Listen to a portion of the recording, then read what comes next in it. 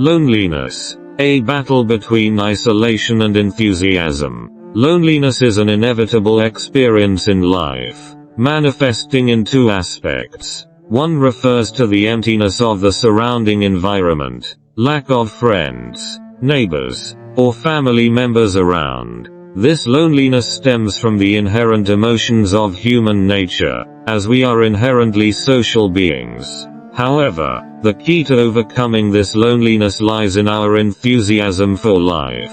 We need to infuse our lives with vitality and integrate into the surrounding community. Regardless of how desolate the environment may be, we can actively engage in life, make new friends, and establish connections with those around us to dispel loneliness.